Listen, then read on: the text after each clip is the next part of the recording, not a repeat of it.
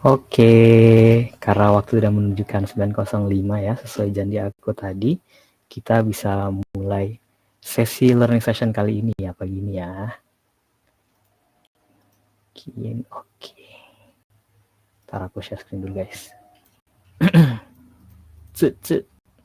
Mana nih anjir? Game start! Nah, hari ini kita akan belajar tentang Web3 101 guys. Jadi kita akan belajar tentang basic dari Web3 itu sendiri. Mungkin sebelum kita masuk kali ya, kita tanya-tanya dulu teman-teman gimana nih? Pagi ini, udah pada bangun belum guys? Udah pada sarapan belum? Atau pada baru bangun nih? Bisa di chat aja kali ya, kalau misalnya oke gitu. Udah siap buat belajar gitu tentang Web3. Wih, kata Muhammad Abi Rizky, udah kak? Wih, udah sarapan, mantap. Aku juga udah sarapan guys tadi guys, walaupun sebenarnya baru bangun sih ini sih. Cuman oke lah. Wih, mantap. Baru sound. Kata Faiz Aidil baru sound dia. Oh, kata Anda Zahra udah siap juga. Kak Muhammad Kevin Almor udah siap juga. Baru bangun, kata Faza. Wih, sama sih sebenarnya guys. Aku baru bangun kayak beberapa jam lalu gitu. Cuman gak apa-apa, kita gak apa-apa ya guys. Jadi kalian sebenarnya nyantai aja sih guys sesi kali ini ya. Kita belajarnya bareng-bareng aja. Jadi kalau misalnya kalian mau sarapan itu boleh banget guys. Jadi sambil makan sambil belajar gitu kan. Pagi-pagi hari Sabtu gitu ya. Mungkin pertama thank you banget buat yang udah mau hadir pagi-pagi ini. Karena sebenarnya aku sadar juga sebenarnya waktunya nggak terlalu convenient ya. Karena jam 9 pagi di weekend lagi. Yang harusnya kan kita bisa tidur lebih lama gitu ya. Bangunnya siang. Cuman sorry banget karena aku harus ngadain sesinya pagi-pagi gini. Karena aku siangnya tuh sama sore itu ada kegiatan lain guys. Jadi sorry banget ya pertama-tama itu. Oke, jadi mungkin langsung aja kali ya. Di sesi kali ini tuh kita akan belajar tentang Web3 101. Jadi kita belajar tentang basics-basicsnya. Mungkin teman-teman udah ada yang tahu belum tentang Web3 itu sendiri tuh kayak apa? Ada yang tahu nggak guys? Atau baru dengar gitu tentang Web3 ya? Gitu ya. Coba di chat guys, kita jawab guys. Aku pengen tahu aja gitu. Teman-teman tuh udah taunya seberapa banyak gitu.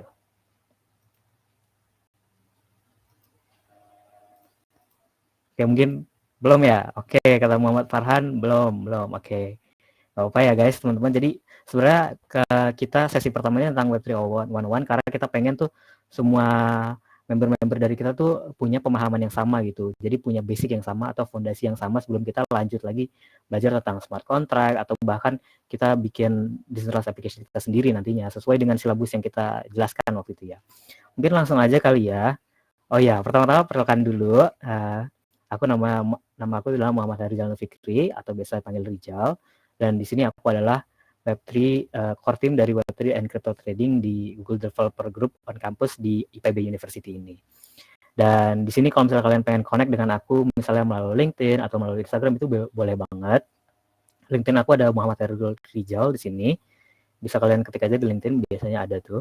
Nah, itu di Instagram juga aku ada @hairulrijal. Jadi nanti kalau misalnya kalian follow bisa DM aja atau enggak terserah sih, cuman biasanya sih langsung aku follow back gitu guys. Cuman ya aku pengen banget bisa connect sama kalian gitu. Nanti selama aku menjelaskan kalian bisa nanya aja ya langsung gitu kalau misalnya kalian ada yang pengen kalian pahamin lebih lanjut. Nah, di sesi kali ini kita itu akan membahas beberapa hal. Yang pertama itu tentang pengertian dari Web3 itu sendiri. Pengertian dari Web3 itu sendiri itu sebenarnya apa sih? Nanti itu dibahas di sesi Web3 What is it gitu ya. Nah, selanjutnya itu setelah kita bahas tentang pengertian dari Web3 itu sendiri, kita akan bahas tentang teknologi-teknologi gitu yang ada di belakang Web3. Kayak yang mendorong Web3 itu teknologi apa aja yang mendorong Web3 development gitu ya.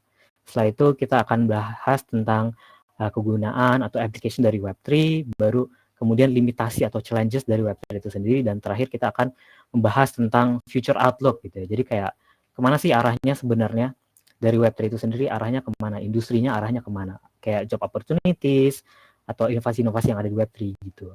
Baru setelah itu kita akan ada pembahasan tentang ya diskusi aja sih itu global free chat. Jadi kita bebas buat diskusi apapun sampai jam 10.30 karena ini adalah sesinya 1,5 jam. Cuman itu aja sih kalau yang akan kita bahas hari ini ya. Mungkin kita bisa langsung mulai aja ya ke sesi yang pertama, yaitu tentang Web3. What is it? Gimana nih? Oke. Nah, di Web3 sendiri kalau misalnya kalian pernah dengar ya kata-kata Web3, Web 3.0 gitu. Misalnya kalian dengar di Instagram, kalian lagi scrolling, atau misalnya kalian di apa ya, di berita-berita tuh banyak banget tuh sekarang pemerintah-pemerintahan lagi nyebut-nyebutin gitu Web 3.0, Web 3.0 gitu kan. Nah, sebenarnya kalau misalnya kalian dengar tuh biasanya nggak jauh-jauh nih dengan kata-kata yang ada di sampingnya. Decentralized, network, internet, ya kan, ownership, semantic web, atau biasanya Web3 juga disebut semantic web gitu ya. Ada DAOs, ada dApps, ada user, atau misalnya projects gitu. Atau misalnya cryptocurrency itu juga nggak jauh-jauh dari Web3 gitu. Cuman sebenarnya apa sih Web3 itu? Well, secara definisi, Web3 itu the third phase in the evolution of the internet, characterized by decentralization, ubiquity, dan juga artificial intelligence.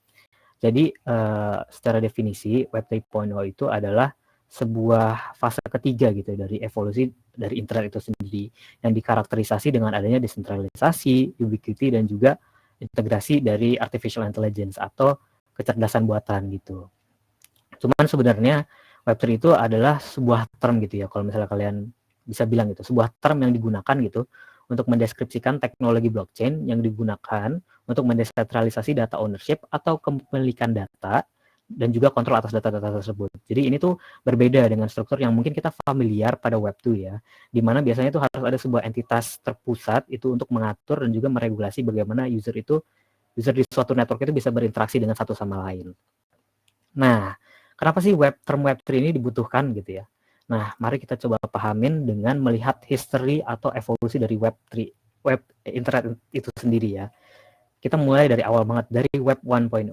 Jadi sebenarnya guys, internet itu mulai berkembang pada tahun 90-an gitu ya. Dan itu tuh mostly karena adanya penurunan harga dari komputer dan juga semakin banyak orang yang udah bisa mengakses internet.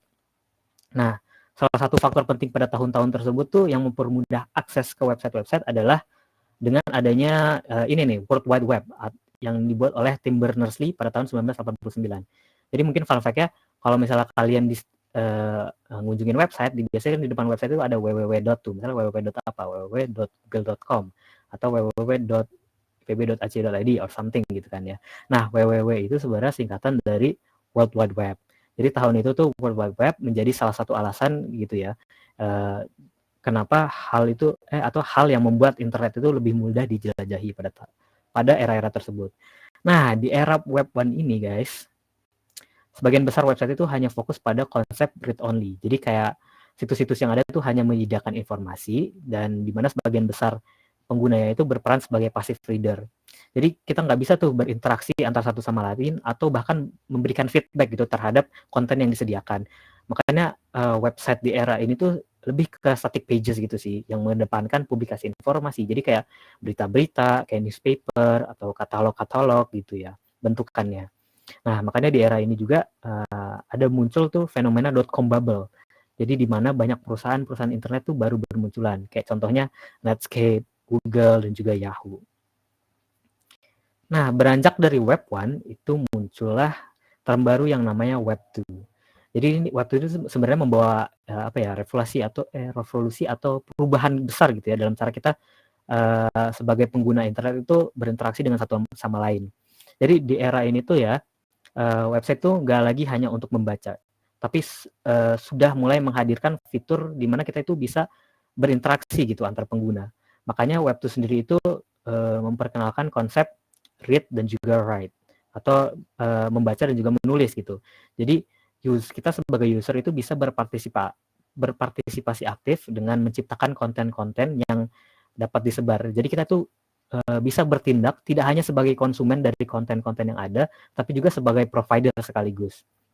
Makanya pada masa ini tuh ya, UGC atau User Generated Content itu mulai banyak bermunculan di berbagai platform, kayak blogging, atau misalnya podcasting, atau video streaming, dan juga yang lain-lain gitu ya. Dan ini juga dibantu dengan adanya kemunculan platform-platform kayak yang kita kenal sekarang itu kayak YouTube, Facebook, Flickr, mungkin salah satunya ya, yang menjadikan era ini tuh sebuah era baru gitu dalam kita berinteraksi secara digital. Jadi misalnya kalau misalnya kita bandingkan dengan Web1 tuh ya, kalau Web1 kan hanya mengandalkan informasi statis, maka Web2 itu lebih memungkinkan kita sebagai pengguna untuk menyuarakan gitu ya perspektif dan juga opini kita sendiri. Makanya pengguna internet di era ini juga mulai berkembang pesat gitu, yang membludak lah istilahnya. Jadi misalnya kalau di Web1 itu hanya 45 juta orang, sehingga di Web2 itu ada lebih dari 1 miliar orang pada tahun 2006. Hingga tahun 2004 itu ada setidaknya 3 miliar orang. Nah itu 2014, sorry, ada 3 miliar orang. Dan itu adalah hampir 40% dari populasi dunia. Dan sekarang mungkin lebih besar lagi. Nah, setelah dari Web2, baru muncullah term yang namanya, yang kita namakan sekarang adalah Web3. Nah, ini sebenarnya yang seperti aku udah jelaskan tadi ya, ini sebuah era yang kita namakan Web3 karena merupakan again sebuah revolusi baru dalam cara kita berinteraksi gitu dengan internet. Nah, untuk Web3 sendiri itu sebenarnya mengutamakan konsep ini, read, write, dan juga own. Dan ini tuh maksudnya adalah user itu nggak hanya bisa berinteraksi, tapi juga menciptakan konten, dan sekaligus juga memiliki kontrol penuh atas data mereka sendiri. Jadi dengan adanya desentralisasi itu, user internet itu bisa mengelola data mereka secara langsung. Jadi tanpa harus ada campur tangan dari pihak ketiga yang biasanya mengontrol platform atau yang bertindak sebagai entitas yang sentral. Kayak contohnya di Web2. Makanya Web2 itu sebenarnya disebut juga sebagai era centralized web. Bedanya dengan era Web3 ini juga memperkenalkan dengan teknologi baru namanya blockchain, guys. Jadi memungkinkan kita untuk bisa bertransaksi dan juga berinteraksi tanpa kita harus bergantung pada suatu entitas yang terpusat gitu, atau suatu entitas yang sentral gitu ya. Jadi di Web3 ini juga mengutamakan privasi pertama, habis itu mengutamakan transparansi juga dalam setiap aktivitas online-nya. Jadi tuh overall Web3 itu lebih aman dan juga lebih adil lah istilahnya.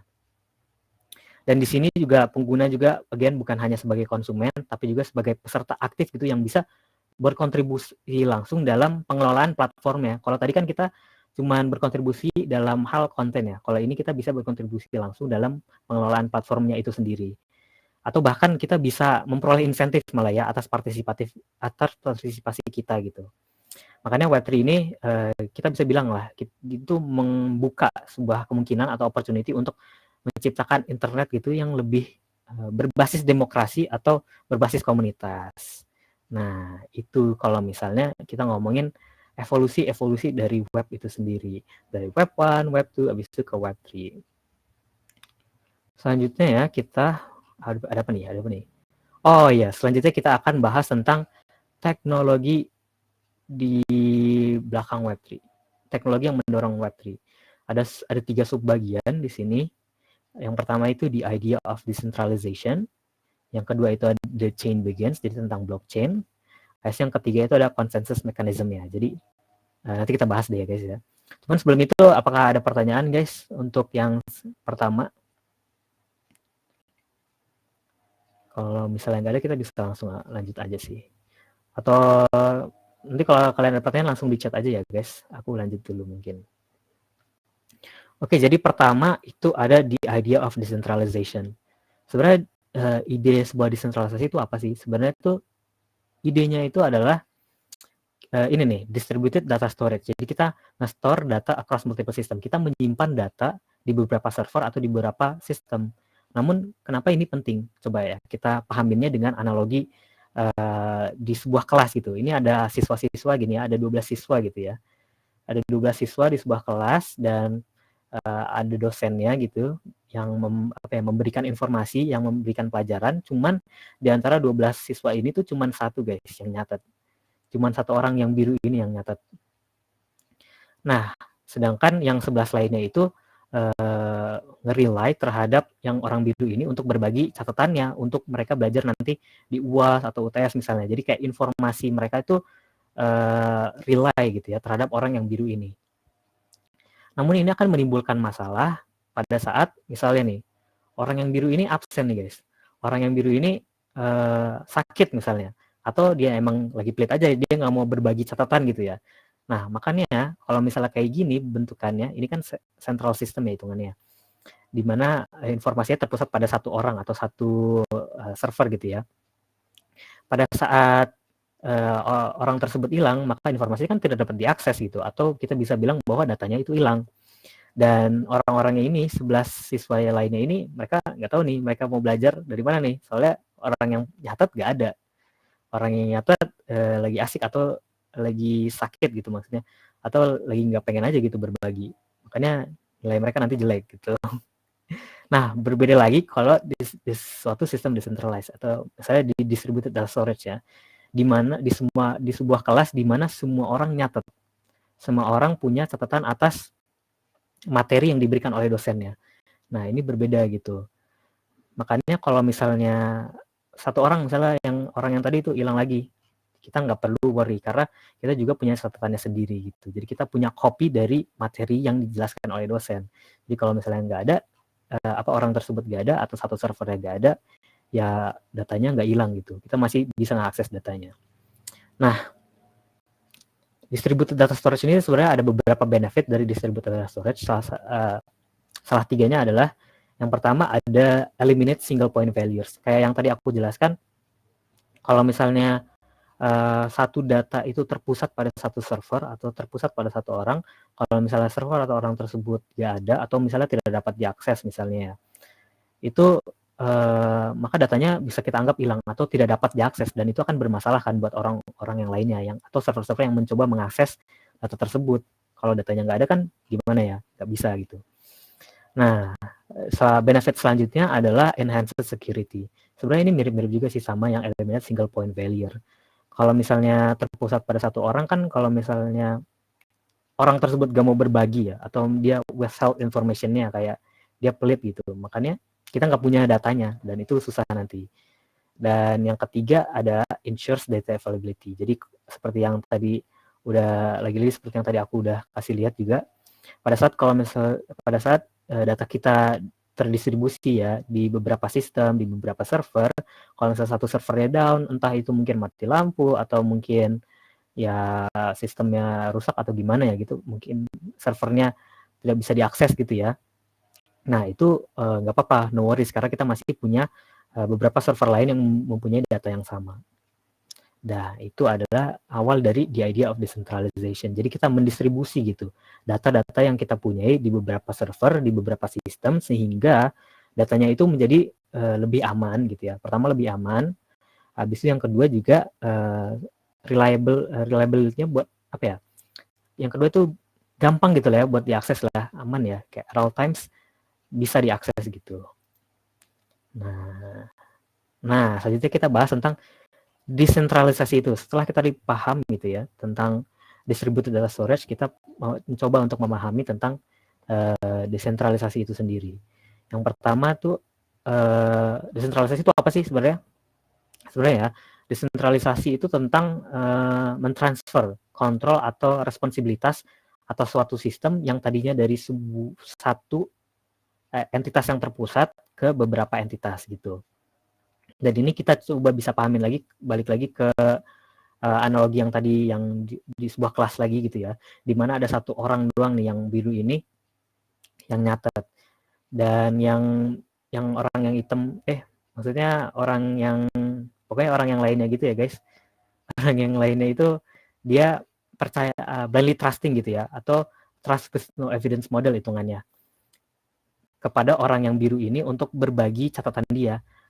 Makanya kalau sistemnya kayak gini tuh, orang yang biru ini mempunyai power atau mempunyai ability to withhold or censor any information at will. Jadi dia punya pilihan nih untuk berbagi atau enggak, dia nggak mau berbagi juga nggak apa-apa. Atau misalnya dia pengen berbagi tapi yang beberapa hal aja yang dia pengen bagi, atau dia sensor beberapa hal, beberapa informasi dia sensor gitu. Nah, ini berbeda dengan kalau misalnya kita semua orang nyatet tadi. Kalau semua orang nyatet, kita kan nggak perlu tuh menaruh kepercayaan kita atau trust kita kepada satu orang. Karena kita juga punya data yang sama gitu, punya copy dari salinan dari materi yang sama gitu. Jadi kita nggak perlu tuh kayak tadi pusing-pusing kalau misalnya satu orang absen, kita nggak perlu pusing-pusing mikirin gimana cara ngakses datanya. Nah, lanjut. Nah, selanjutnya itu ada ini ya, peer-to-peer network. Sebenarnya peer-to-peer network ini salah satu early example dari sebuah sistem yang desentralisasi. Jadi di sini ada grafik ya di sini di mana masing-masing komputer itu saling interconnected gitu, saling terkoneksi atau terhubung antar satu sama lain. Jadi kalau di sini aku tulisnya in a P2P network, every computer is connected directly to others, distributing tasks such as data storage, data processing, or file sharing. Jadi di sebuah peer-to-peer networks itu semua komputer yang ada dalam network tersebut itu saling interkoneksi ya, saling berhubungan antar satu sama lain. Jadi fungsionalitas dari sistemnya itu terdistribusi. Jadi misalnya untuk menyimpan data, memproses data, atau bahkan misalnya kalian mau nge-share file gitu, atau kalau misalnya kayak uTorrent dulu tuh famous untuk nge-share file bajakan. Misalnya kayak game bajakan atau film bajakan itu pakai uTorrent dulu tuh. Nah, each computer can act as both a provider and a consumer of a service. Jadi semua komputer ini bisa bertindak sebagai provider dari file tersebut atau bahkan consumer atau pengguna dari file tersebut. Dan even if one computer in the network fails, apabila salah satu dari komputer itu misalnya nggak dapat diakses atau internetnya mati ya, misalnya untuk komputer tersebut internetnya mati atau misalnya mati lampu atau pokoknya nggak bisa diakses lah atau mati lah ya gitu komputernya, datanya itu tetap ada karena semua device yang ada di network tersebut tuh memiliki copy atau salinan atas data-data yang ada di sistem tersebut. Jadi ini meng-ensure reliability dan juga resilience gitu ya, memastikan reliabilitas dari data yang ada di suatu sistem tersebut dan juga resiliensinya ya untuk data tersebut. Nah, kalau di idea of decentralization sih kayaknya sampai situ aja ya. Selanjutnya kita akan bahas tentang apa ya? Oh, the chain begins. Jadi ini mulai masuk nih ke blockchain, tentang blockchain. Mungkin sebelum itu kita pahamin dulu nih, apa sih masalah-masalah yang mendasari pembuatan blockchain. Kenapa blockchain itu kita butuhkan gitu ya? Kenapa harus ada teknologi blockchain untuk solve masalah apa gitu ya? Nah, ada masalah namanya double spending problem. Jadi kalau kita coba pahamin ya, double spending problem ini ada analogi lagi. Misalnya kita pengen ngirim suatu file, suatu foto, suatu file presentasi misalnya atau suatu foto gitu lewat WhatsApp atau misalnya ya di suatu network aja gitu ya. Kan gampang aja ya kan, kalau mau ngirim kan kita tinggal copy file tersebut baru kita kirim ke orangnya. Ya kan? Kalau foto kayak gini, kalau misalnya file presentasi juga sama, kita copy aja filenya baru kita kirim file yang kopinya tersebut ke orangnya. Namun ini akan menjadi suatu masalah kalau misalnya yang pengen kita kirim itu bentuknya uang digital atau currency yang formatnya digital. Kan kalau file mah oke-oke aja lah ya, gak apa-apa lah ya. Kalau kita copy ada dua gini. Cuman kalau misalnya bentuknya uang gimana guys? Ini kan akan memunculkan suatu masalah yang namanya the double spending problem. Pada saat kita mengcopy atau mempunyai ya dua currency yang harusnya cuma satu doang. Kalau misalnya kita kirim uang kan harusnya kepemilikan atas uang tersebut kan menjadi punya orang kan, bukan punya kita lagi. Kalau misalnya ada dua kayak gini kan kita bisa memakai duitnya dua kali gitu. Yang orang yang di kiri bisa pakai duitnya, orang yang kanan juga bisa pakai duitnya. Dan ini akan munculkan masalah kayak inflasi dan juga devaluasi dari mata uang itu sendiri. Nah, cuman kan di sekarang kita juga udah ada ya kayak gini. Ini kan digital ya bentuknya ya, mata uang digital. Kan kita juga udah ada nih kayak m-banking gitu. Dan itu kan nggak memakai teknologi kayak blockchain kan. Nah, gimana sih sebenarnya cara bekerjanya teknologi yang miliki saat ini untuk mentransfer uang secara digital gitu ya. Nah, solusi yang kita punya saat ini itu mengharuskan kita untuk mempercayai atau yang nge-trust gitu ya, a third party institution. Dalam hal ini adalah perbankannya. Kalau misalnya kita pakai m-banking kan kita mempercayai perbankan tersebut untuk memverifikasi ya, untuk memverifikasi data ya transaksi yang kita punya apakah valid atau enggak, sama untuk memverifikasi apakah transaksi ini akan menghasilkan sebuah double spending problem. Jadi kita tuh kepercayaan kita tuh ada di satu entitas ini gitu untuk memastikan bahwa transaksinya itu nggak lead ke sebuah masalah yang dinamakan double spending problem. Dan ini tuh sebenarnya kurang juga karena again kita harus mempercayakan satu orang gitu atau satu entitas yang terpusat gitu untuk melakukan untuk responsibilitas atas transaksinya tuh di mereka gitu. Nah, mungkin gimana sih caranya kita bisa menghilangkan gitu ya, menghilangkan intermediary-nya, third party intermediary atau orang tengahnya. Gimana kita bisa menghilangkan orang ketiga ini, tapi kita bisa melakukan transaksi online secara percaya diri gitu, secara confidence gitu. How can we remove this but still be able to conduct a transaction with confidence? Nah, ini solusinya adalah dengan teknologi yang kita namakan blockchain, guys.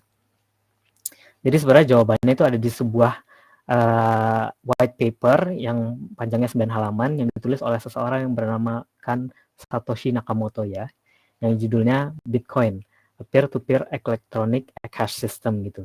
Jadi idenya sebenarnya yang dipropose sama si Satoshi Nakamoto ini sendiri itu adalah kita bisa nih, kita nyatet semua transaksi yang terjadi, baru kita simpan dalam sebuah file, baru file atau ledger tersebut ya, kita simpan, baru kita make sure ledger atau file tersebut tuh terdistribusi di beberapa komputer ya, sistem komputer yang merupakan bagian dari networknya.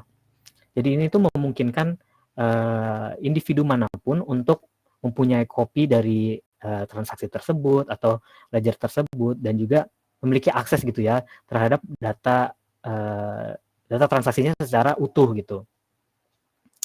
Nah sebenarnya ya guys, ini semua tuh berawal dari adanya financial crisis pada tahun 2008. Kalau kalian tahu itu ada namanya housing bubble crisis di US.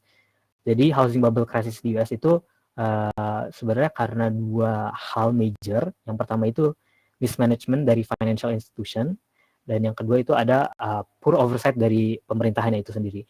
Jadi mungkin kalau untuk summary-nya ya, pada tahun itu tuh orang gampang banget untuk mendapatkan pinjaman.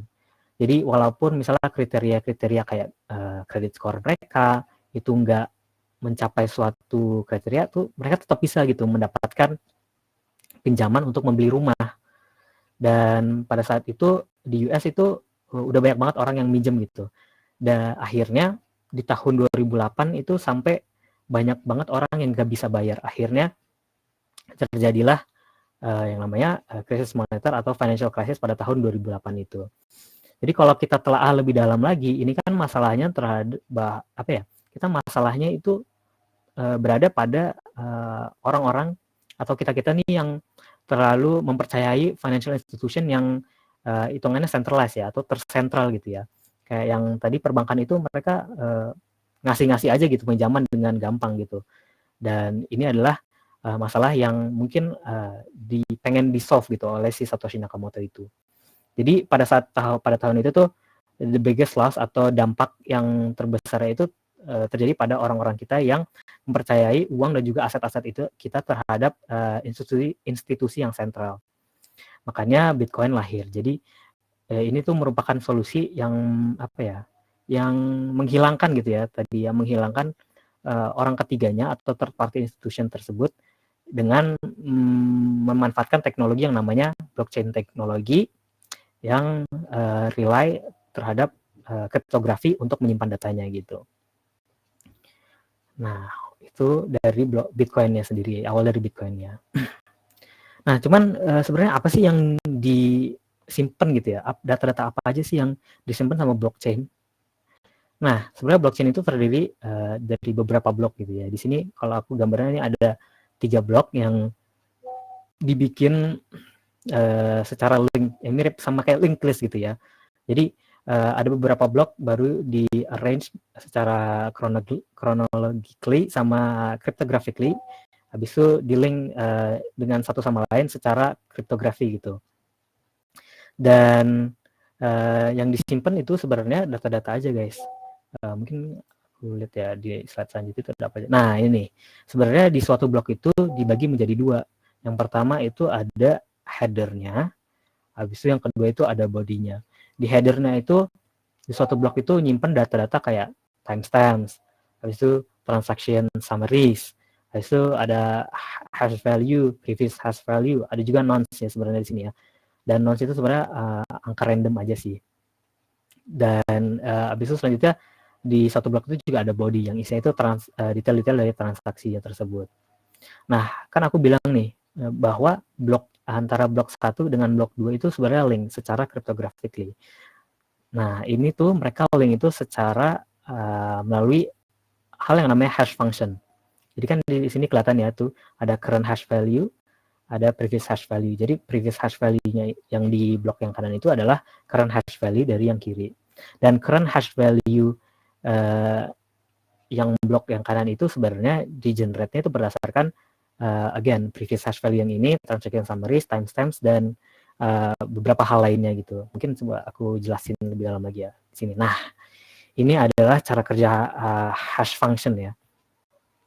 Jadi buat suatu blok itu cara bikinnya, pertama kita ambil data-data kayak timestamps, baru transaction summaries, baru previous hash value sama nonce. Nonce itu kayak angka random gitu guys.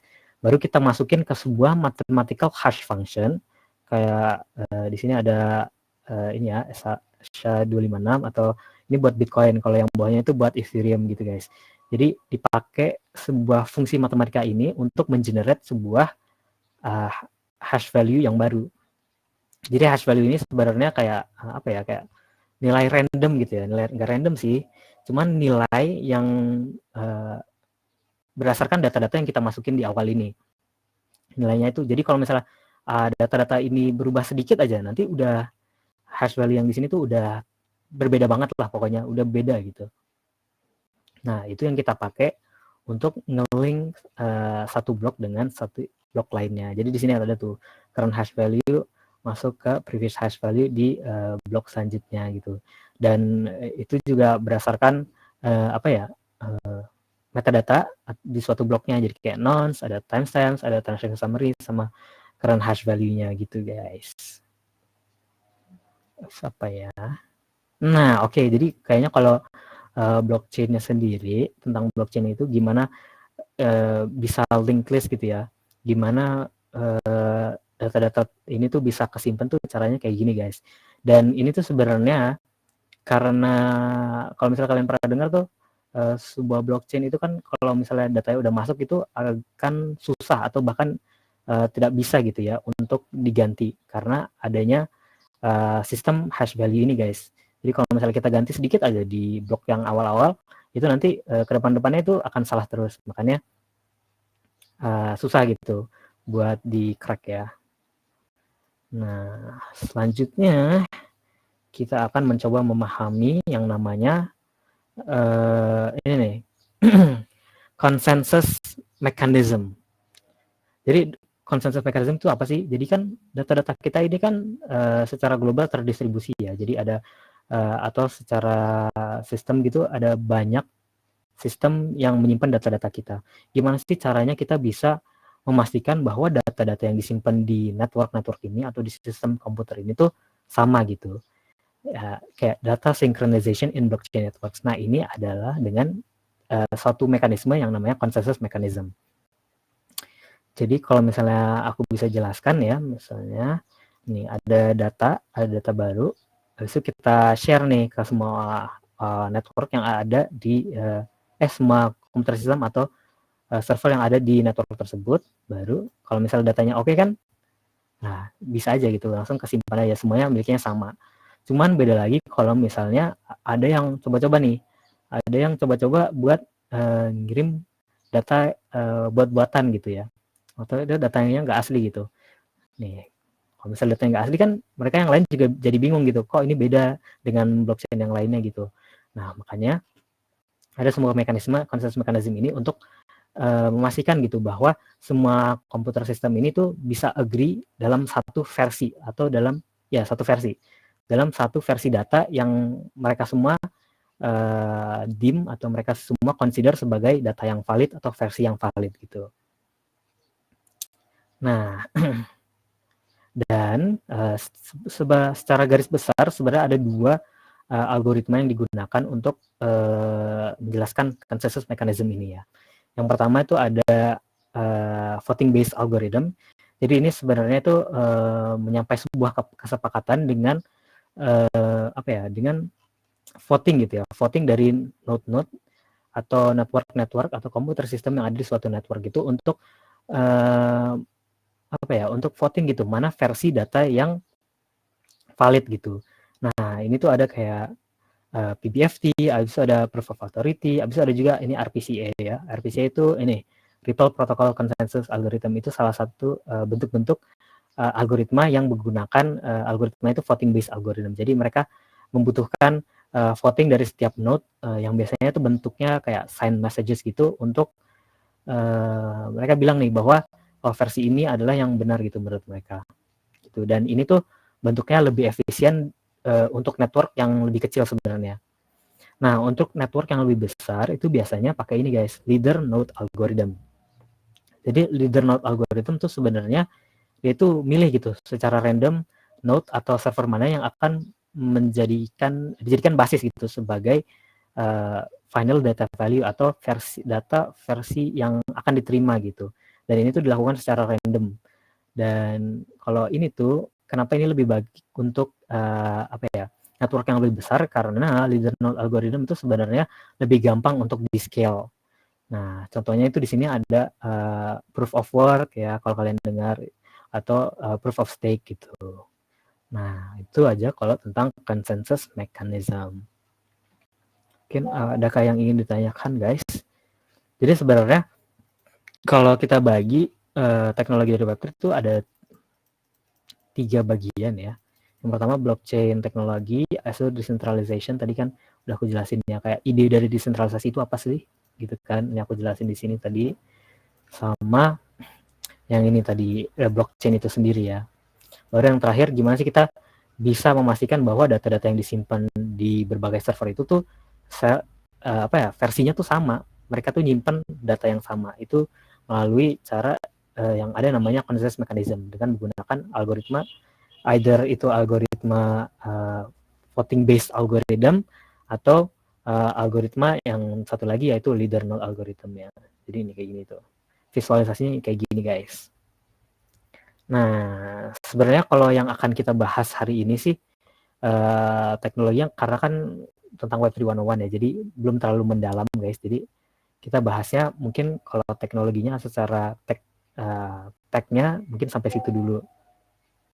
Selanjutnya kita akan membahas applications of Web3. Mungkin sebelum itu apakah ada yang ingin ditanyakan guys tentang sesi yang tadi itu yang tech of Web3 gitu guys.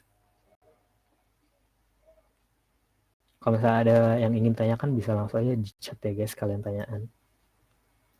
Oh, ini ada yang nanya nih.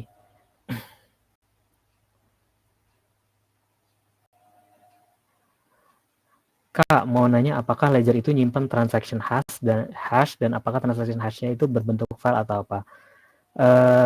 Sebenarnya ya ledger itu benar, ledger itu sebenarnya kalau aku kasih lihat visualisasinya ya tadi. Sepemahaman aku guys, jadi sorry banget kalau misalnya emang enggak terlalu akurat. Jadi sepemahaman aku emang ledger itu nyimpan transaction hash gitu. Dan dalam bentuknya itu aku kurang tahu sih bentuk spesifiknya apa, tapi pokoknya disimpan aja guys dalam bentuk sebuah file gitu ya guys, mungkin sebuah dokumen atau apa gitu, pokoknya disimpan atau dicatat aja gitu ya guys transaction tersebut. Dan itu termasuk ininya transaction detailsnya itu bagian di transaction details di body untuk di suatu blok di chainnya gitu. Oke, aku harap itu menjawab sih guys. Cuman kalau misalnya kurang menjawab nanti aku bisa riset lagi deh, baru aku bantu jawabnya. Habis itu ada pertanyaan lagi dari Putra Setio. Mau nanya, apakah blockchain itu selalu tentang transaksi uang kah? Atau itu hanya salah satu penerapan blockchain? Jika tidak, ada contoh penerapan lain blockchain kah? Oke, sebenarnya ini kita langsung aja kali ya masuk ke application dari blockchain itu sendiri. Bener banget yang ditanya sama Putra Setio gitu ya. Sebenarnya kalau aplikasi dari blockchain itu sendiri nggak mulu tentang keuangan sih guys. Karena bisa aja dia digunakan untuk supply chain.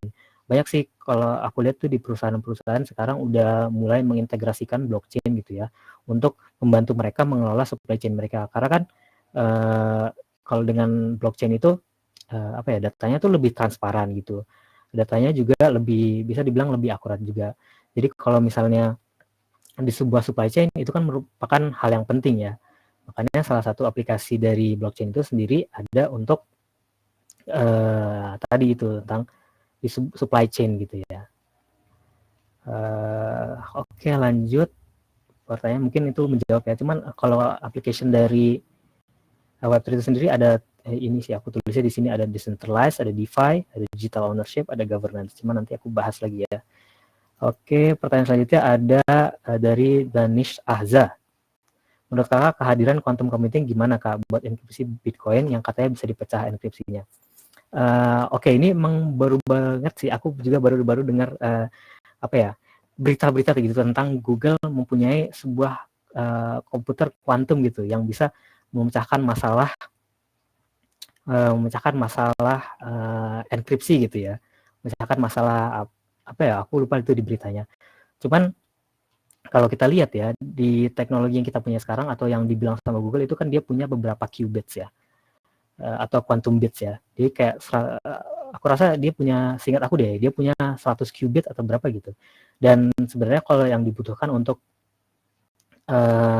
apa ya, memecahkan enkripsi dari Bitcoin itu sendiri, itu seingat aku tuh, aku baca itu membutuhkan jutaan qubits gitu. Jadi ya kalau bisa dibilang kita masih ada waktu gitu ya untuk mengganti gimana kita bisa menyimpan enkripsinya. Sebenarnya kalau aku lihat ya dari waktu itu kan sempat ditanya tuh founder dari Ethereum, si Vitalik Buterin ya, seingat aku ya. Jadi tanya gimana menurut dia tentang apa ya tadi quantum computing itu. Sebenarnya kata dia tuh gampang aja solusinya. Mungkin dia udah bilang ada solusinya gitu guys. Soalnya aku lupa gitu. Pokoknya ada solusinya kayak cara enkripsinya atau apanya gitu diganti gitu guys. Dan sebenarnya itu nggak susah guys untuk mengganti hal tersebut kata dia gitu guys. Cuman sorry banget aku lupa guys. Cuman kalau misalnya itu kita bisa nanti abis ini di sesi diskusi kita bisa riset bareng kali ya, kita bisa search Google bareng caranya gimana gitu. Cuman ya mungkin itu bisa jadi basis untuk kamu buat riset lebih lanjut ya guys. Oke, thank you, mungkin itu semoga menjawab. Selanjutnya ada pertanyaan dari Kak Danish Hafid Wibisono. Wih, ini namanya sama nih, Kak Danish Azza sama Danish Hafid. Oke, dia Kak Danish Hafid ini bertanya, mau nanya juga Kak, kalau financial service sekarang yang masih konvensional, rely on perbankan, what party yang responsible untuk stabilitas cryptocurrency? Maksudnya gimana nih Kak Danish? Kak Hafid. What party yang responsible? Gimana tuh guys, maksudnya guys?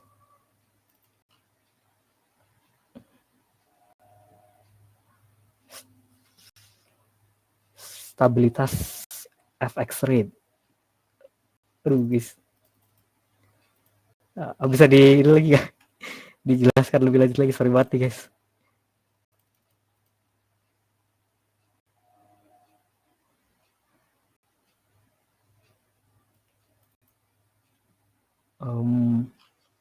Bisa dijelaskan lebih lanjut lagi nggak Kak? Lebih spesifik lagi, mungkin kayak use case-nya atau gimana nya maksudnya? Contohnya gitu kali ya.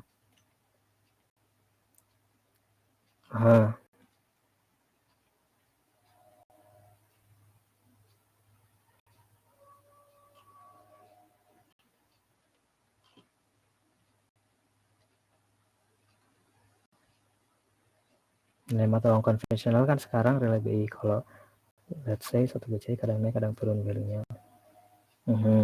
Benar.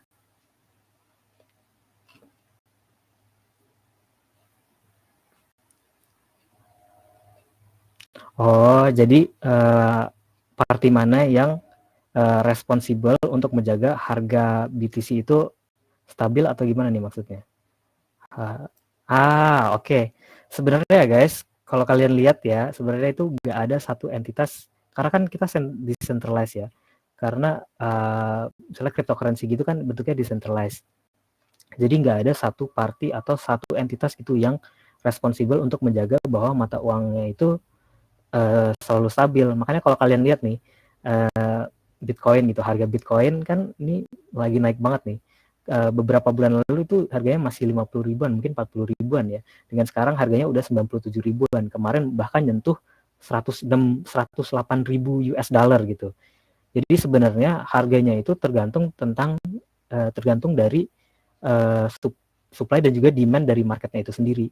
Jadi kalau misalnya banyak nih orang yang pengen beli Bitcoin, maka otomatis kan harganya naik tuh. Sedangkan kalau misalnya banyak orang yang pengen jual Bitcoin mereka, maka harganya akan turun. Jadi sebenarnya harganya itu sendiri akan bergantung pada demand dari marketnya itu sendiri. Makanya semakin banyak orang yang pengen beli, maka harganya akan semakin naik gitu. Namun ini berbeda kalau misalnya cryptocurrency yang kita ngomongin itu tentang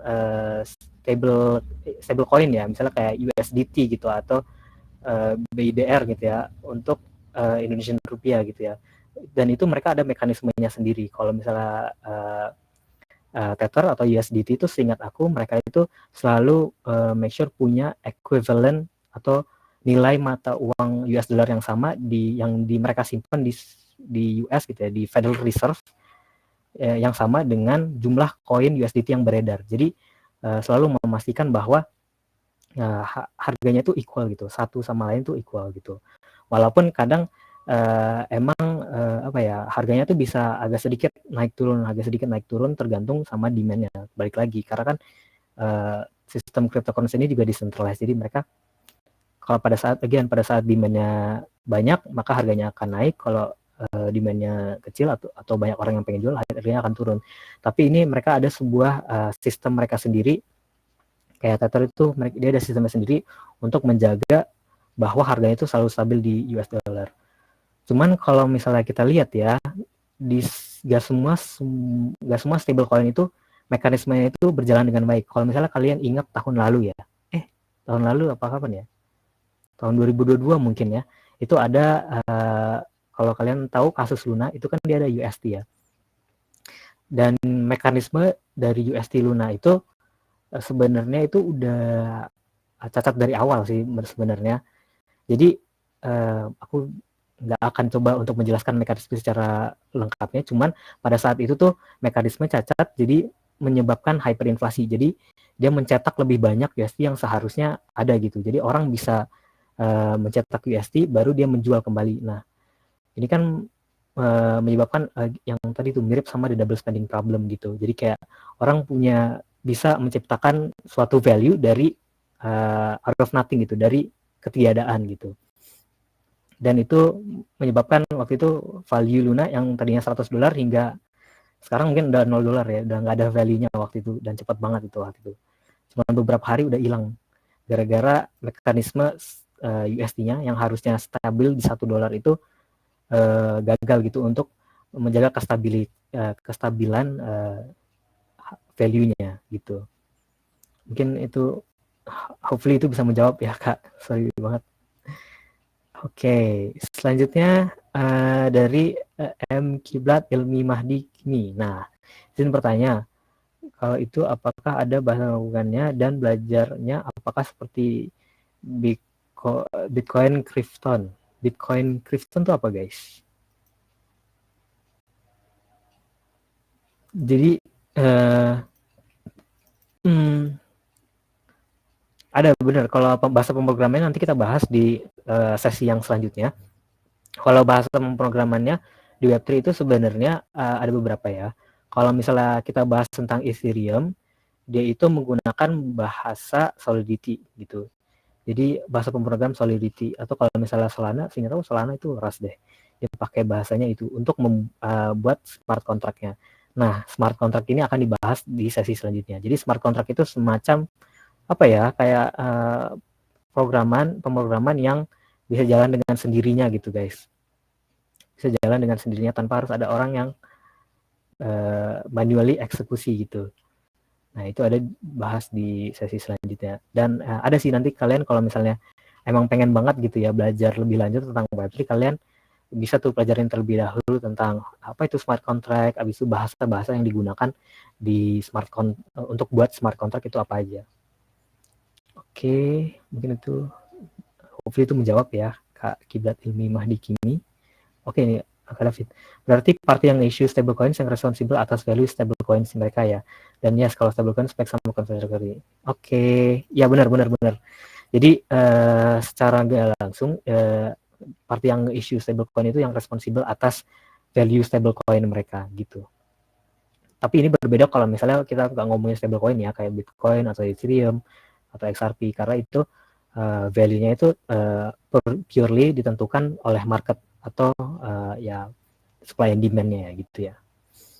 Oke guys, mungkin kalau nggak ada pertanyaan lagi kita bisa lanjut ke bagian applications of Web3. Jadi sebenarnya tadi udah di briefly kita bahas sedikit ya dari pertanyaan Kak siapa tadi itu? Kak Putra Setio. Nah, kita bahas lagi. Sebenarnya ini aku lebih bahas ke yang aplikasi Web3 yang mainstream sekarang aja sih. Jadi yang pertama tuh ada decentralized finance gitu. Jadi sebenarnya aplikasi dari Web3 itu banyak banget guys. Cuman yang paling terkenal mungkin ini 3 ini, decentralized finance, buat digital ownership, atau mungkin governance. Jadi kalau misalnya di decentralized finance itu misalnya kayak banking untuk peminjaman, atau misalnya kita melakukan pembelian koin ya, atau pembelian suatu cryptocurrency itu melalui decentralized exchanges gitu. Dan ini contohnya itu ada yang salah satu decentralized exchange yang terkenal itu ada namanya Uniswap. Dan ada juga kalian juga bisa minjem koin gitu guys. Seingat aku ya, iya benar-benar. Kalian bisa minjem koin gitu. Jadi kayak perbankan pada umumnya lah ya. Kalian bisa nyimpan duit, kalian bisa apa ya, nyimpan koin ya maksudnya. Nyimpan koin, kalian bisa juga minjem koin, atau juga kalian bisa bertransaksi dengan koin tersebut. Nah, sebenarnya seperti pada perbankan pada umumnya, cuman berbasiskan Web3 yaitu blockchain, dengan blockchain teknologi. Jadi lebih aman, hitungannya sih lebih aman lah ya. Hitungannya lebih aman dan juga lebih transparan aja gitu. Selanjutnya ada tentang ini nih, NFT, digital ownership. Jadi kalau misalnya kalian dengar nih, beberapa tahun lalu itu kan lagi famous banget tuh, mungkin tahun 2021 apa ya, tentang NFT gitu. Disebutin mulu tuh NFT tuh di berita-berita. Soalnya NFT itu apa sih? NFT itu sebenarnya singkatan dari non-fungible token. Ini merupakan salah satu bentuk aset kripto juga ya, yang sebenarnya itu bentukannya itu ini guys, biasanya merepresentasikan kepemilikan atas suatu art atau suatu aset ya, aset game mungkin ya di zaman sekarang tuh, aset game, atau bahkan bisa Web3 Web3 identity gitu. Jadi token-token ini tuh digunakan untuk apa ya, menjadikan sebuah bukti gitu atas kepemilikan kalian atas sebuah, entah itu art, gaming assets, atau bahkan identitas kalian di Web3 gitu. Nah, itu salah satu kegunaan dari Web3 itu sendiri. Bahkan aku juga, seingat aku udah dengar gitu tentang kayak apa ya, identitas digital berdasarkan Web3 gitu udah banyak guys kayak gitu. Selanjutnya dari pengaplikasian dari Web3 itu sendiri itu ada governance. Jadi untuk yang governance itu sendiri tuh dia itu mensupport gitu ya, mensupport DAOs atau Decentralized Autonomous Organization, di mana tuh decision making atau keputusan apa ya, keputusan dari komunitasnya itu berdasarkan keputusan bersama gitu ya guys, berdasarkan kesepakatan bersama melalui smart contract. Dan itu biasanya dilakukan di sebuah decentralized autonomous organization. Jadi semua orang atau semua entitas gitu ya yang merupakan bagian dari organisasi tersebut tuh memiliki say, memiliki hak gitu untuk mengutarakan pendapat mereka atau untuk voting. Biasanya sih sistemnya voting deh. Seingat aku sistemnya voting untuk mencapai suatu kesepakatan.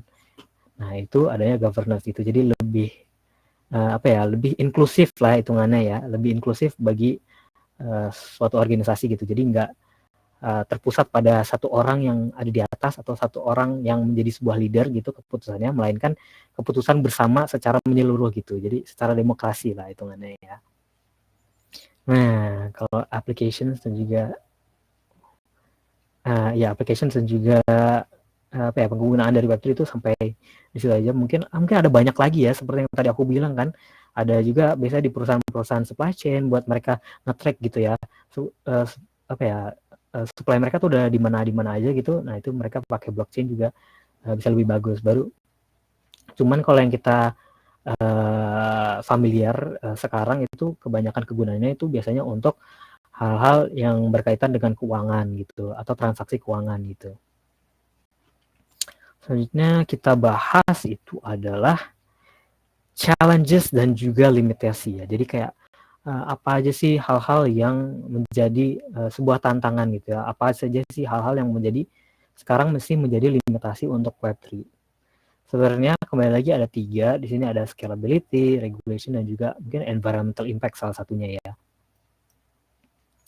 Nah, kalau kita bahas, yang pertama mungkin ya, salah satu tantangan utamanya itu adalah skalabilitas.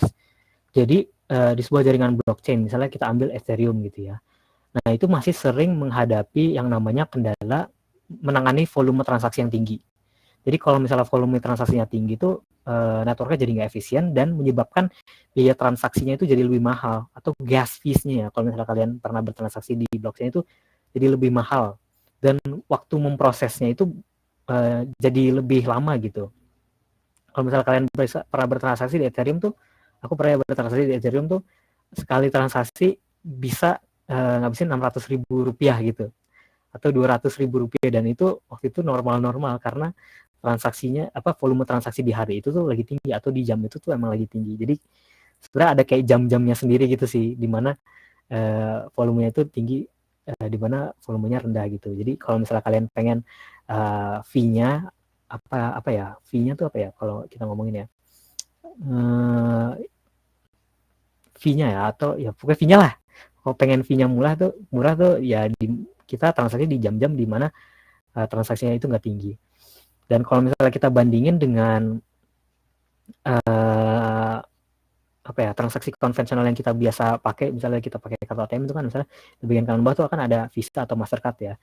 Nah, itu mereka itu walaupun mereka nggak memakai teknologi blockchain, mereka tuh bisa menghandle gitu ya, menghandle transaksi yang jumlahnya besar banget gitu. Kalau sekarang sih gitu ya guys. Jadi salah satu limitasi atau challenges yang sekarang kita hadapin itu adalah skalabilitasnya. Cuman kalau misalnya kita pakai yang Visa atau Mastercard tadi kan, baik lagi kita back to square one, kita harus mempercayai satu entitas untuk memverifikasi transaksi kita. Sedangkan kita kan nggak pengen hal itu ya. Nah, salah satu challenges dan juga limitasi selanjutnya adalah ini nih, regulasi. Jadi karena sifatnya Web3 itu kan ini ya terdesentralisasi ya, maka menjadi sulit gitu bagi pemerintah untuk memantau atau mengatur semua aktivitas yang berlangsung di Web3 gitu. Makanya hal itu bisa menciptakan resiko kayak penipuan atau bahkan aktivitas ilegal, karena kan again di sebuah Web3 itu kan di sebuah Web3 itu kan mengutamakan anonimitas ya, atau privasi ya. Dan sayangnya di sebuah network itu nggak semua orang itu mempunyai niat yang baik ya. Nggak semua orang punya niat yang baik untuk hanya bertransaksi secara honest gitu, secara jujur. Ada beberapa oknum-oknum atau orang-orang yang emang udah ada niatan gitu untuk melakukan hal yang buruk gitu, misalnya nge-scam kalian atau nge-hack kalian gitu. Nah, itu banyak. Jadi makanya sampai saat ini tuh ada masih banyak pemerintahan yang yang belum memiliki regulasi yang clear gitu, regulasi yang pokoknya regulasi yang yang regulasi yang terstruktur gitu ya, mungkin ya, regulasi yang terstruktur untuk mengatur Web3 ini.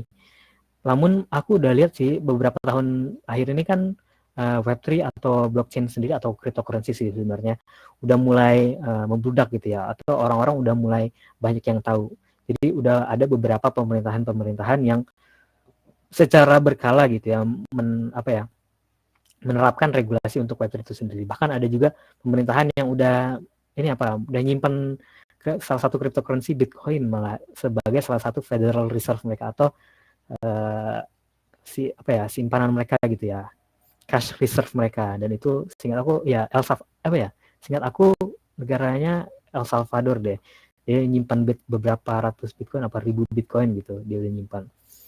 Cuman overall kalau future outlook-nya buat regulasi dari pemerintahan sih cukup bagus sih, karena kan industri ini terus berkembang dan pemerintahan juga udah mulai melihat gitu ya bahwa industri ini tuh gak bisa dianggap remeh lah gitu ya, dan bahkan bisa kita bilang bahwa industri ini tuh akan merevolusi perekonomian gitu ya, atau revolusi cara kita bertransaksi secara digital di masa depan. Mungkin selanjutnya ada challenges dan juga limitasi selanjutnya, yang itu terakhir, last but not least mungkin ya, yang salah satu adalah environmental impact. Jadi beberapa mekanisme konsensus kayak proof of work gitu, itu kan memerlukan daya komputasi yang gede gitu, daya komputasi yang besar. Kalau misalnya kalian ingat tuh pada tahun 2020-2021 itu kan harga GPU ya, kalau misalnya kalian tahu, itu naik gila-gilaan. Nah itu gara-gara dibeli banyak sama orang-orang yang mau mining cryptocurrency itu guys. Nah mining cryptocurrency itu menggunakan GPU ini, dan untuk mining itu menggunakan listrik yang besar dayanya. Dan kalau misalnya kita menggunakan listrik dari source atau sumber-sumber yang dari energi yang tidak terbarukan, misalnya kayak dari oil atau misalnya dari fossil fuels, dan bukan menggunakan sumber kayak solar power atau misalnya tenaga angin gitu ya, itu kan akan menimbulkan sebuah impact gitu, atau berpengaruh terhadap lingkungan. Makanya ada beberapa kekhawatiran juga untuk orang-orang yang peduli terhadap lingkungan itu tentang dampaknya dari blockchain teknologi, atau mungkin di sini yang menggunakan konsensus mekanisme proof of work itu terhadap dampaknya gitu ya terhadap lingkungan gitu. Nah itu salah satunya aja sih. Mungkin ada beberapa challenges dan juga limitasinya lagi yang aku mungkin nggak mention di sini. Cuman aku yakin sih ada beberapa hal lagi. Cuman garis besarnya mungkin yang aku pahamin tuh 3 ini guys. Nah itu aja tentang challenges dan juga limitasinya. Selanjutnya last but not least, terakhir ini ya, salah satu sesi terakhirnya itu kita ada future outlook. Ada future outlook yang isinya tentang job opportunity, future innovations, and more gitu. And more, oke. Langsung aja kita masuk ke job opportunity guys.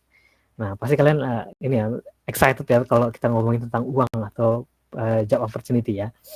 Jadi sebenarnya demand untuk untuk berkarir ya atau berinovasi di bidang Web3 ini sebenarnya banyak banget guys, kayak profesi kayak blockchain developer, habis itu security analyst, atau bahkan kayak gak mulu tentang gak mulu job-job yang berbasis teknik gitu. Misalnya kayak di sini ada business development director, itu kan gak harus teknik ya, kalian gak harus bisa coding dan sebagainya kan. Ada juga content assistant, di sini disebutkan juga ada back-end developer gitu.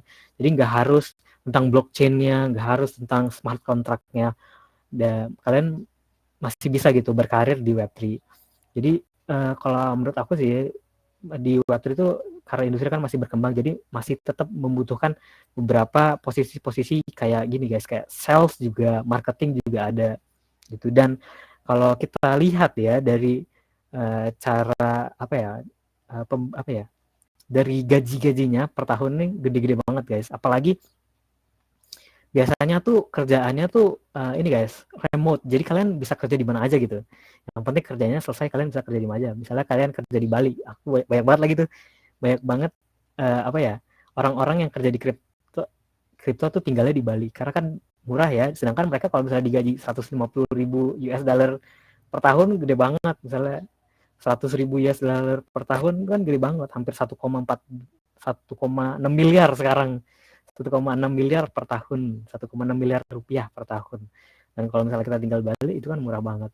Jadi mereka senang tuh kalau misalnya kerjanya remote tapi gajinya gede. Namun itu mungkin salah satu leverage-nya juga ya, salah satu benefit kerja remote atau kerja di Web3 sih itu guys.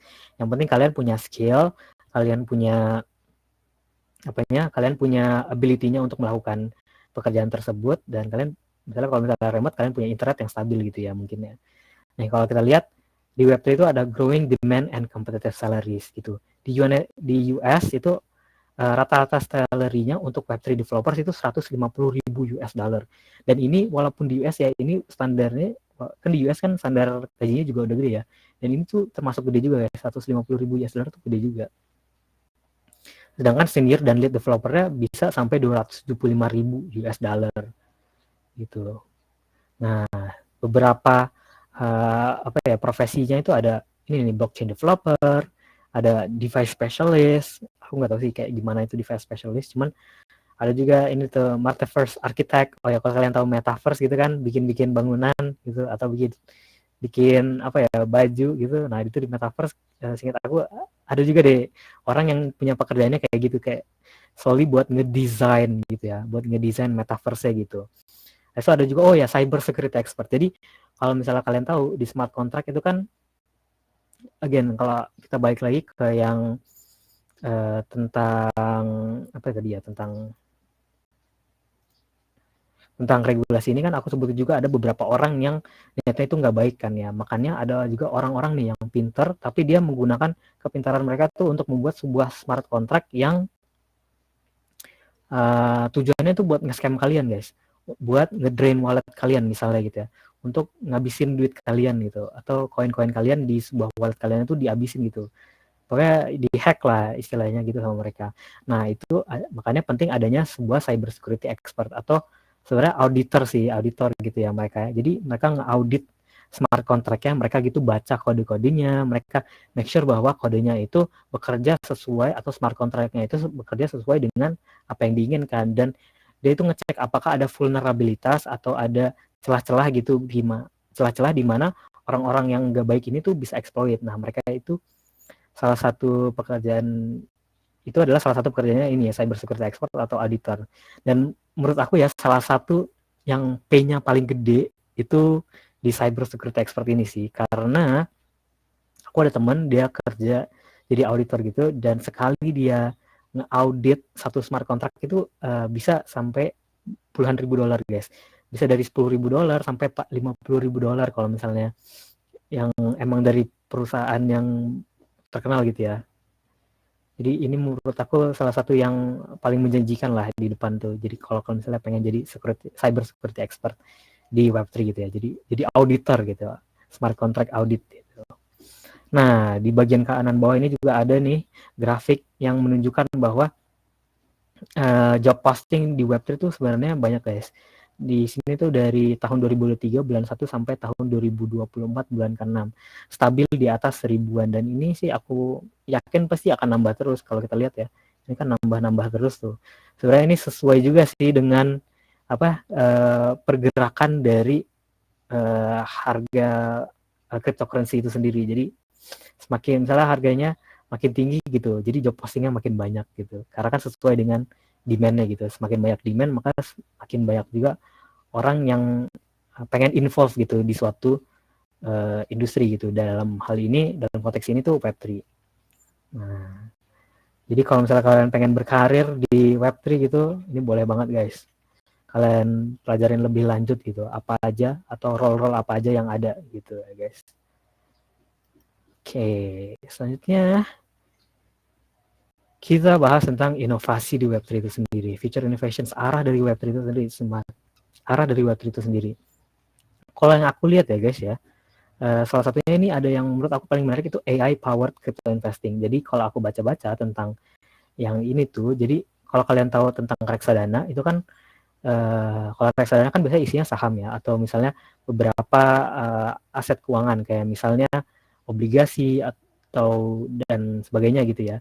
Nah, di sini itu ada powered crypto investing, di mana dia itu kalau kita naruh duit nih, dan itu didiversifikasi sama apa ya, sama perusahaan yang ini atau project yang ini tuh namanya Fight ya.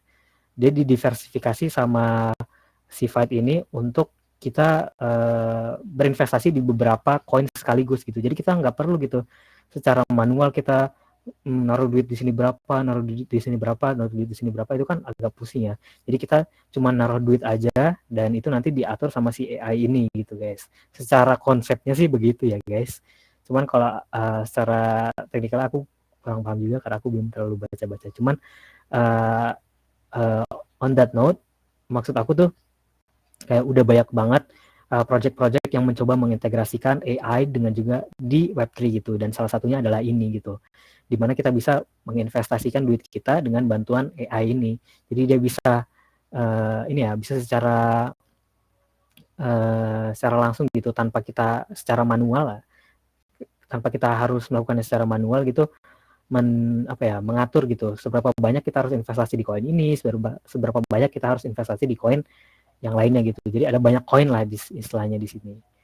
Dan itu kalau benefit dari diversifikasi adalah kalau misalnya harga cryptocurrency turun, salah satu harga cryptocurrency turunnya, maka harga investasi kita itu nggak berkurang banyak karena kan kita investasi kita terdiversifikasi. Salah satu inovasi lainnya itu ada ini nih, Web3 Innovation in the UK, Solving Digital Identity Verification. Salah satu yang aku bilang tadi kan ada yang bagian ini ya, tentang NFT ya, yang atau tentang digital identification. Nah, ini tentang makanya dipakai di Web3. Jadi nggak Web3 identification aja sebenarnya. Jadi pakai juga gitu untuk identitas, kayak misalnya kita KTP ya. Kalau misalnya in real life tuh kita ada KTP. Sedangkan kalau di dunia di Web3 gitu ada namanya ini nih, identity verification yang menggunakan teknologi NFT itu tadi. Jadi arahnya sih udah mulai ke sana gitu ya kalau dari Web3-nya. Nah, kalau dari segi perusahaan, ini ada survei dari suatu consulting firm, seingat aku ya, dari Accenture gitu. Jadi dia melakukan survei dan dia menemukan bahwa 90% dari eksekutif atau petinggi dari sebuah perusahaan itu setuju bahwa blockchain akan akan memperbolehkan ekosistem mereka tuh untuk menjadi lebih resilient dan juga bisa beradaptasi adaptable foundation to create new value with parallel organization. Dan salah satunya itu adalah di sini tuh, 80% of executives think that blockchain is poised to become the center of commerce, supply chain, and all other transactions among their partners and customers itu ya. Jadi kita udah lihat bahwa emang dari perusahaan-perusahaan itu emang udah ada sih kayak kepercayaan atau mereka udah sadar gitu bahwa crypto atau blockchain ini tuh akan menjadi sebuah teknologi yang nantinya di masa depan akan digunakan atau akan menjadi sentral gitu ya dalam hal commerce, jual beli, dalam hal supply chain yang seperti tadi aku bilang, dan sebenarnya overall bagaimana kita bertransaksi gitu ya secara online, secara digital gitu. Nah, itu tentang future innovation-nya. Jadi menurut aku karena Web3 sendiri ini sebenarnya masih growing industry ya, jadi masih berkembang, dan apalagi sekarang harganya lagi naik, cryptocurrency lagi naik-naik banget, jadi disebutin terus tuh di news, disebutin terus tuh di berita-berita.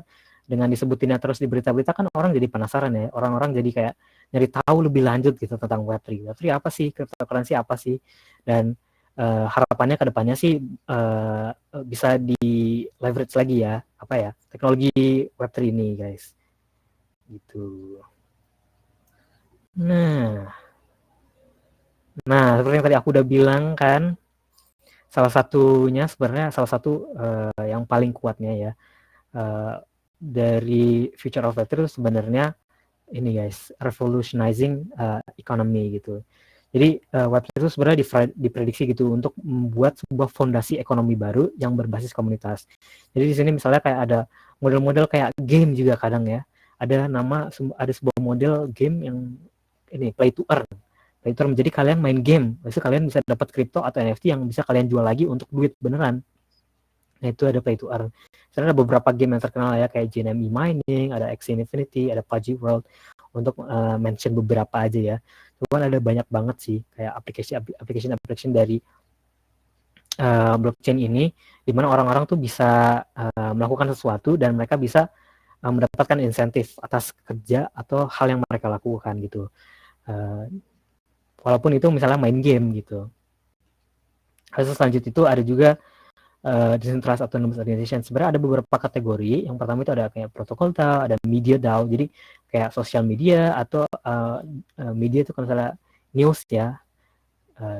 Jadi organisasi newsnya itu berbasis apa ya, decentralized gitu, berbasis blockchain juga. Ada juga yang lainnya, ada grants, ada philanthropy gitu ya, ada investasi gitu, ada service DAO dan yang masih banyak lain. Sebenarnya masih banyak lain. Cuman kalau kita mention beberapa itu ada Uniswap, Olympus, Decrypt gitu ya. Ada BitDAO, ada Flamingo gitu.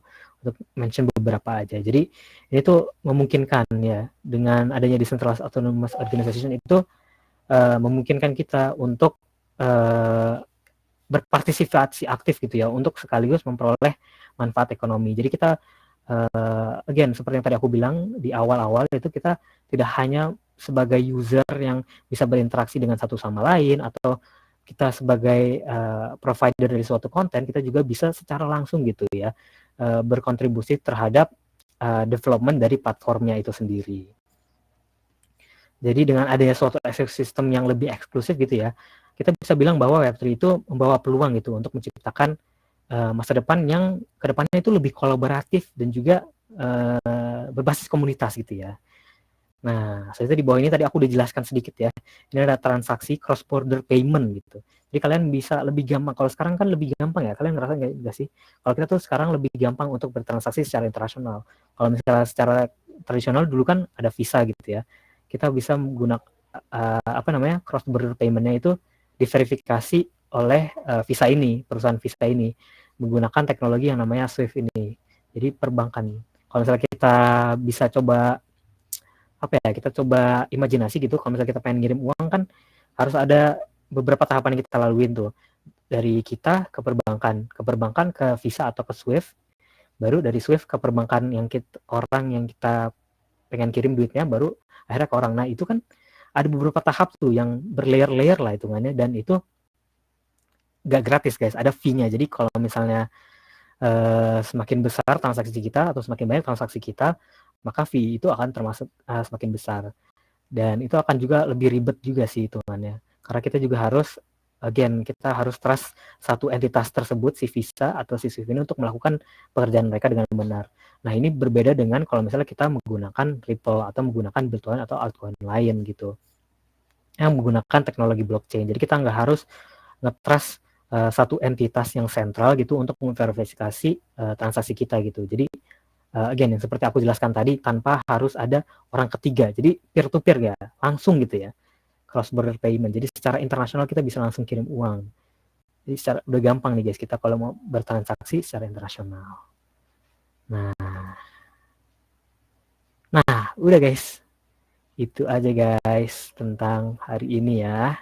Mungkin kalau kita masih ada waktu ya beberapa ya. Kalau ada, oh iya, ada pertanyaan nih Kak Danish Hafid Wibisono. Kak, mau nanya, menurut Kakak decentralized finance apakah benar-benar bisa decentralized finance? Karena untuk kita beli koin saja masih harus menggunakan fiat. Jadi sebelum transaction itu, jadi kita juga masuk harus rely on perbankan. In the future, how can this happen? Dengan hulunya itu benar-benar gak pakai perbankan. Benar banget sih. Kalau misalnya kita lihat kan ya, kalau misalnya kita pengen membeli sebuah koin ya, kita pengen beli koin sebuah cryptocurrency, itu kan sebenarnya awalnya itu kita pakai fiat ya, kita kirim uang dari perbankan juga ke sebuah centralized exchange gitu ya, ke sebuah centralized exchange yang punya data-data kita. Kalau misalnya kalian pernah daftar di toko kripto atau di Pintu, itu kan dia minta tuh data-data kayak data pribadi kita kan, kayak KTP, alamat tinggal kita, nomor HP kita, dan sebagainya kan. Makanya kalau misalnya kita bilang apakah decentralized finance itu benar-benar decentralized atau enggak, sebenarnya secara konsep decentralized ya, secara architecture, secara logically decentralized. Cuman secara pengaplikasiannya kita mungkin belum secara apa ya, belum secara full menggunakan teknologi ini tuh secara yang diinginkan gitu. Jadi kalau misalnya kita masih menggunakan centralized exchange buat nyimpen koin kita, sebenarnya ya kita nggak berpartisipasi dalam Web3, kita cuman nyimpen duit doang di exchange tersebut untuk nyimpen koin kita gitu ya. Cuman kalau misalnya kita pengen benar-benar decentralized, kita mungkin bisa kali ya kirim koin-koin tersebut ke sebuah wallet yang decentralized gitu. Kita bikin wallet sendiri gitu. Cuman kembali lagi karena kan sifat nature dari blockchain itu sendiri kan kita bisa ngelihat ya semua transaksi yang terjadi di suatu network. Makanya kalau misalnya kita melakukan transaksi dari centralized exchange itu kita bisa di track back sebenarnya. Di track back dari transaksi tersebut ke exchange awal. Jadi kalau misalnya ada suatu kejadian nih, misalnya kamu di scam atau apa, itu misalnya masih bisa di track tuh koin-koin kalian kemana. Walaupun ada beberapa beberapa platform yang menyediakan service gitu ya, menyediakan service untuk untuk orang masukin duit nih ke service ini nih. Baru service ini tuh ngebagiin duit-duit ini tuh ke beberapa wallet yang cuman kalian yang tahu, tapi orang lain nggak tahu gitu. Jadi secara nggak langsung itu ngilangin jejak koin-koin kalian lah. Cuman ada algoritmanya sendiri buat service-service kayak gitu. Cuman biasanya itu digunakan sama orang-orang yang misalnya habis nge-hack koin-koin gitu ya kan, dan mereka pengen menggunakan koin-koin tersebut mereka. Cuman kembali lagi, kalau misalnya kita pengen decentralized finance, kalau sekarang kan menurut aku ya belum terlalu banyak service atau hal yang bisa kita beli kalau misalnya kita pakai koin doang. Misalnya aku punya Bitcoin ya, atau misalnya aku punya ya USDT, atau misalnya pokoknya aku punya koin lah. Aku nggak bisa nih secara langsung ke suatu store, ke suatu toko gitu ya untuk pakai koin aku itu untuk beli. Nah ini kembali lagi ke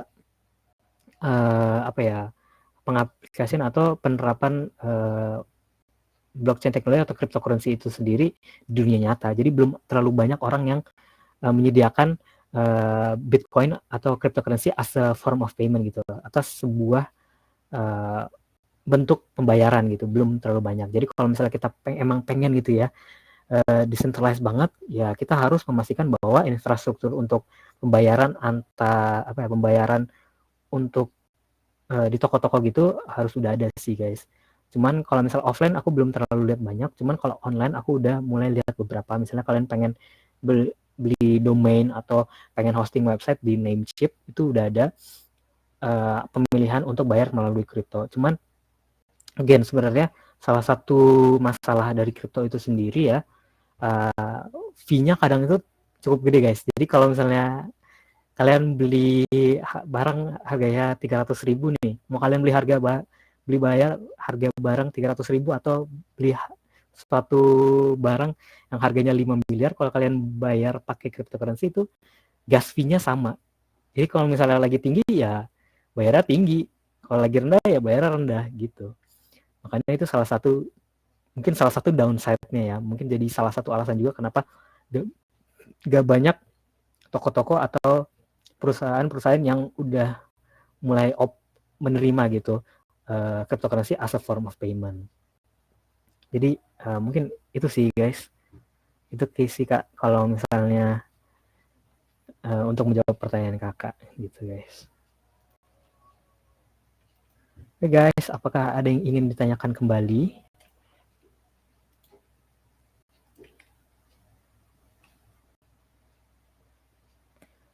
Oke, in my opinion, sebenarnya transaksi di blockchain way much safer dibandingkan dengan transaksi konvensional, karena transaksi di blockchain benar-benar transparan dan traceable. As you mentioned earlier, kelewatan timestamp-nya kapan, pengirim dan responnya siapa. Jadi in scale of fraudulent risk supposedly lebih kecil dibandingkan transaksi konvensional. Tapi untuk masalah regulations, especially di Indonesia, the whole blockchain and cryptocurrency masih harus disupervise sama Bapepti. Benar banget ini. Dan menurut kakak apakah sama aja kalau cryptocurrency di Indonesia ya masih centralized di satu party which is government lagi? Bener banget, aku senang banget kamu mengutarakan opini kamu gitu ya, dan untuk bertanya-tanya terus, jadi gak monoton aja nih guys sesi kita kali ini. Jadi bener banget sih, menurut aku juga in the end ya, kalau misalnya government udah involved gitu ya, abis itu mereka punya stake yang lebih besar di suatu cryptocurrency network gitu kan, ya kembali lagi jadi centralized lagi sebenarnya. Kembali lagi ke centralized lagi sih hitungannya. Sebenarnya ini salah satu hal yang kurang bisa kita hindarin juga ya, karena kan cryptocurrency hitungannya free market kan ya, jadi semua orang bisa beli, semua orang bisa menjual gitu.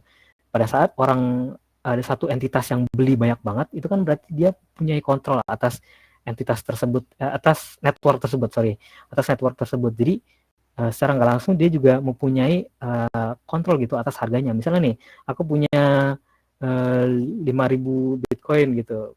Aku punya banyak banget Bitcoin lah misalnya. Amin.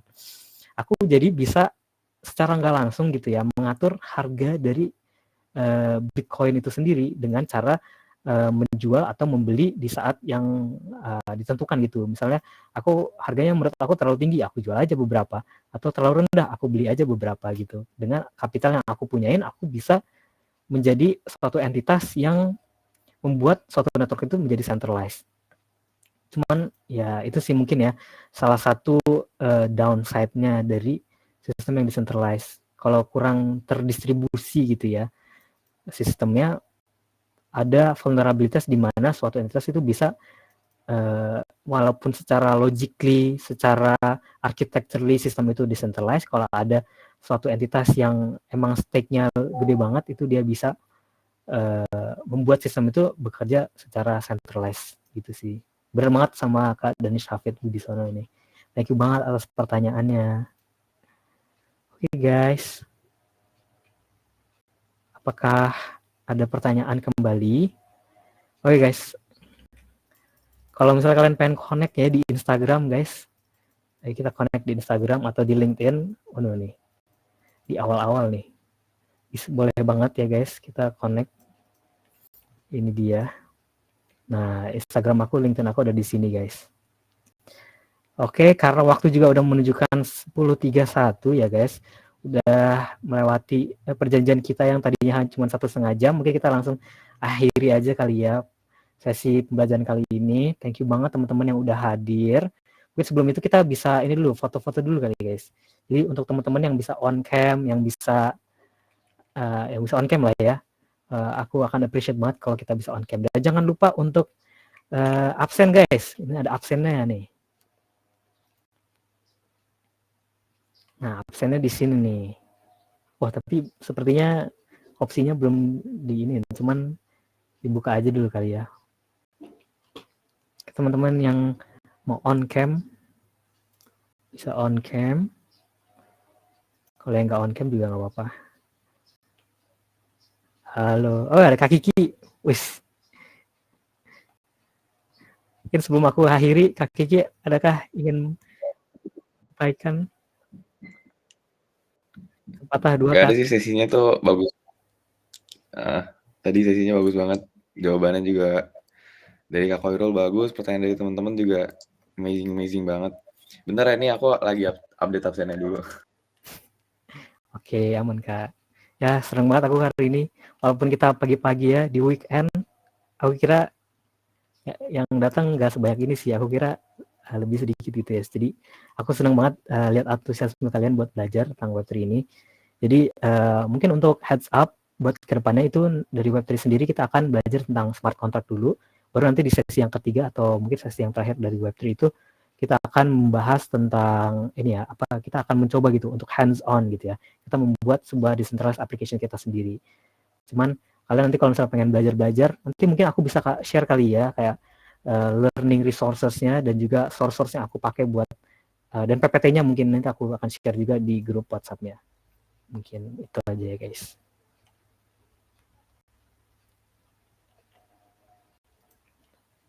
Gimana Kak Kiki? Apakah udah di-update? Sudah di-update ya teman-teman, boleh absen. Oke. Thank you Kak Kiki. Oke teman-teman boleh di-absen. Sambil di-absen mungkin kita sekarang bisa foto dulu kali ya. Foto bareng ya, dokumentasi kali ya. Untuk teman-teman yang mau on cam lagi kita tunggu lagi ya. Mungkin sampai 10.35 deh. Kita kasih waktu beberapa 1 menit lagi nih untuk on cam.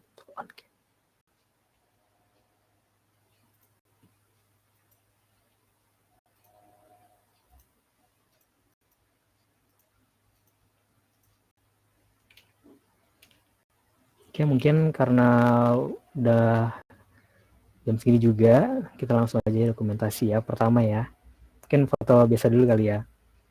1, 2, 3.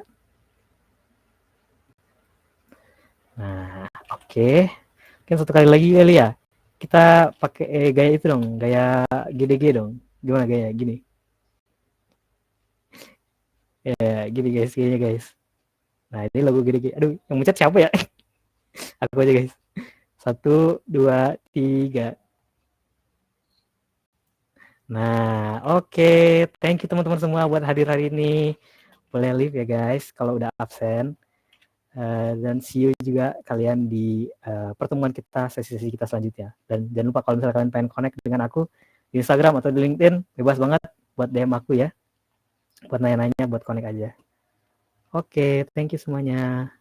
See you. Dah.